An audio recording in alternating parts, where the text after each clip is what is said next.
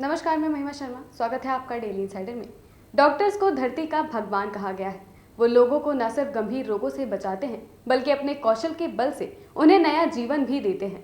बरेली में ईशान हॉस्पिटल के संस्थापक डॉक्टर कौशल कुमार भी लोगों को नया जीवन दे रहे हैं। आइए आपको रूबरू कराते हैं उनकी जर्नी और उनके कौशल से।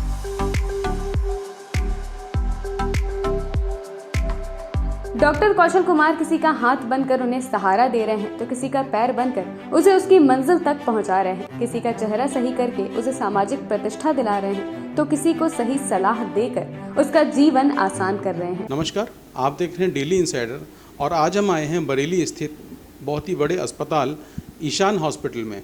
आइए आज आपको यहाँ के वरिष्ठ plastic surgeon doctor Kaushal Kumar से रूबरू कराते हैं। डॉक्टर साहब, बहुत बहुत स्वागत है आपका। नमस्कार, मैं ईशान हॉस्पिटल से डॉक्टर कौशल कुमार हूँ। सर, सबसे पहले ये जानना चाहेंगे जो आपने स्थापना की इस ईशान हॉस्पिटल की, वो उसके पीछे कोई आपकी प्लानिंग होगी, कोई आपकी परिकल्पना रही होगी कि आपको क्या यहाँ के आपने कोई सपना देखा, क्या आप यहाँ सुविधा देना चाहते थे, उसके बारे में कृपया थोड़ा बताएं। बिल्कुल, देखिए आपने बिल्कुल मेरे मन की और मेरे दिल की बात आपने मेरे से पूछ ली। जब मैं बरेली आया तो मेरे आने का मकसद ही एक ये था कि जैसे कट कर अलग अंग हो जाते हैं, हाथ पैर हैं, उंगलियां हैं, अलग हो जाते हैं और या कुचल जाते हैं अंग, तो कुचलने के बाद उनको दोबारा से बचाना, कटने से बचाना, तो ये एक सबसे बड़ा विषय था। और दूसरा, हमेशा एक ही मेरा सपना रहा था कि मैं बरेली आने के बाद जो बर्न पेशेंट्स हैं, जले हुए मरीज़ हैं, जो बहुत गंभीर जले मरीज़ हैं, जिनको यहाँ से बाहर जाना पड़ता है और जाने के बाद भी पता नहीं कुछ हासिल होता है या नहीं होता है, तो उन सबको हम यहाँ इलाज दे सकें और समय पर इलाज दे सकें। तो ये एक मेरा सपना था। इन्हीं सब चीज़ों को लेकर के, और जो एडवांस प्लास्टिक सर्जरी है जिसके लिए लोगों को दिल्ली, मुंबई या लखनऊ जाना पड़ता है, वो सब की सुविधा हम यहाँ बरेली में दे सकें, यही एक परिकल्पना है।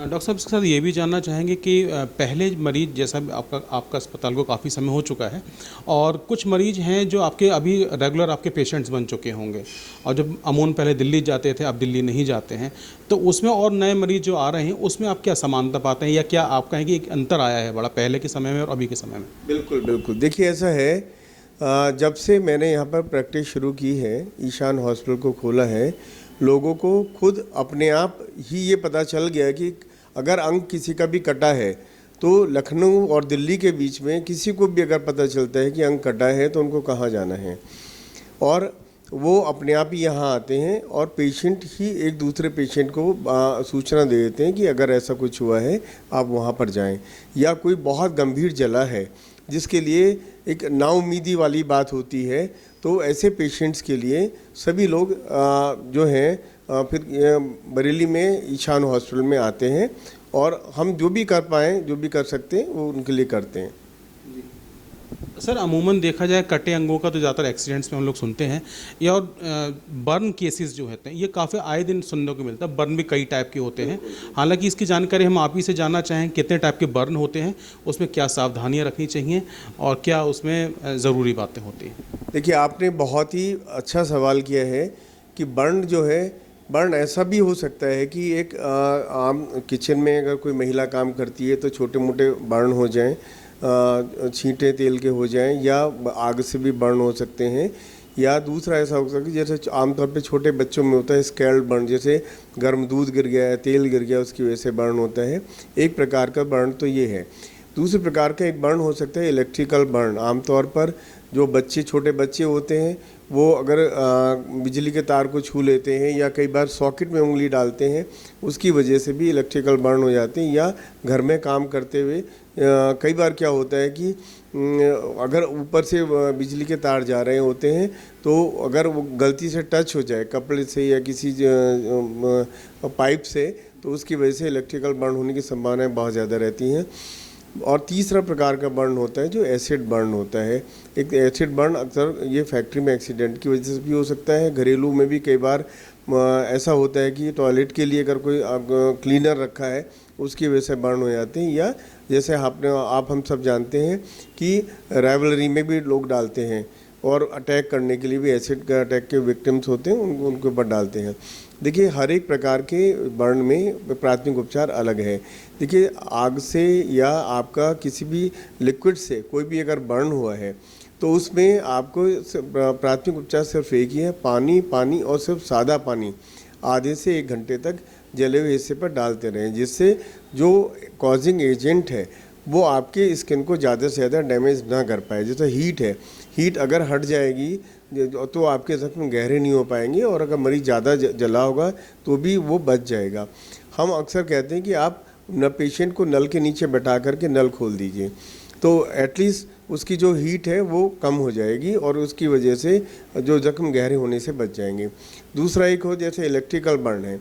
इलेक्ट्रिकल बर्न में हमारे क्लियर कट इंडिकेशंस हैं कि आप पेशेंट को, अगर पेशेंट बात कर रहा है और सांस ठीक से ले रहा है तो आप तुरंत हॉस्पिटल लेकर के आएँ, क्योंकि इलेक्ट्रिसिटी जो बॉडी से पास होती है वो बॉडी के सारे सिस्टम को इफेक्ट करती है।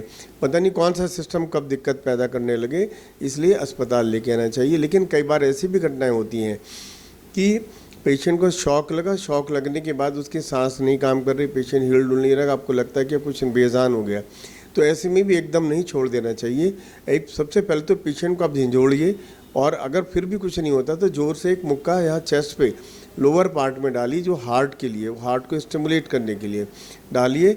और अगर तब भी कुछ नहीं होता है तो इसके बाद आप 4 बार हार्ट को कंप्रेस कीजिए ज़ोर से, और वो पेशेंट के मुंह पर आप रुमाल रख करके नाक बंद करके उसमें सांस फूंकना शुरू करिए। 4 बार हार्ट को कंप्रेस करिए, 1 बार आप मुंह से सांस फूंकिए। इस तरह से करते रहिए। कई बार 45 मिनट से 1 घंटे तक भी ऐसा करना पड़ जाता है और हमने ऐसा करने वाले मरीजों को बचते हुए भी देखा है। देखिए जिन पेशेंट के अटेंडेंट से हमारे प्रोग्राम सुने हैं उन्होंने अपने परिवार वालों के साथ ऐसा किया तो वो अपने पेशेंट को बाद में हमारे पास इलाज के लिए लेके आए, उन्होंने भी हमसे अपने एक्सपीरियंस शेयर किए। और एसिड बर्न अगर कभी भी है तो एसिड बर्न में एक बात का बहुत ख्याल करें, अगर आपके पास कोपियस वाटर है, मतलब ढेर सारा पानी है, तब तो आप पेशेंट को उसको फर्स्ट एड देने की कोशिश करिए।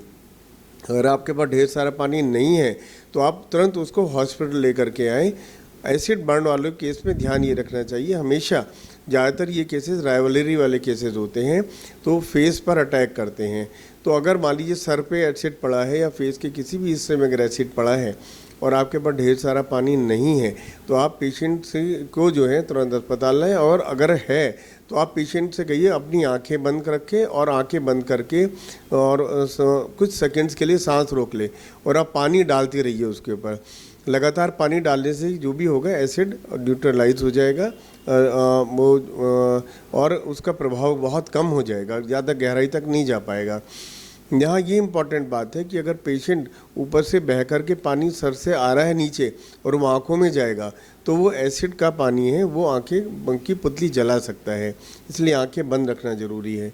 दूसरी चीज़ एक और है कि अगर मान लीजिए एसिड आपके फेस पर या आपके सर पर है और आपने पानी डाला और थोड़ा बहुत पानी है आपके पास, तो उसकी जो फ्यूम्स है जो सांस में जाएंगी तो वो आपके रेस्पिरेटरी सिस्टम, श्वसन तंत्र को डैमेज कर सकती हैं। इसलिए हम हमेशा ये कहते हैं कि अगर आप जब भी प्राथमिक उपचार कर रहे हैं तो एक बात का बहुत ध्यान रखें कि ढेर सारा पानी है तभी आप शुरू करें, नहीं तो नहीं करें, अन्यथा वो और ज़्यादा नुकसानदेह हो सकता है। डॉक्टर कौशल पेशे से एक प्लास्टिक सर्जन है जो कि ईशान हॉस्पिटल के जरिए बरेली में प्लास्टिक सर्जरी से जुड़ी वो सारी सुविधाएं मुहैया करवा रहे हैं जो कि आमतौर पर आपको दिल्ली, मुंबई जैसे महानगरों में ही मिलती है। अगर आपको भी जले कटे या स्किन डैमेज से जुड़ी कोई समस्या है तो आप ईशान हॉस्पिटल का रुख कर सकते हैं, जहाँ पर दिल्ली, मुंबई के सापेक्ष आपको कम खर्च में बेहतरीन सुविधाएं मिल जाएंगी। यूपी और देश दुनिया की तमाम ताजा तरीन खबरों के लिए गूगल प्ले स्टोर से आज ही डाउनलोड करें हमारा तेजी से उभरता न्यूज ऐप डेली इनसाइडर।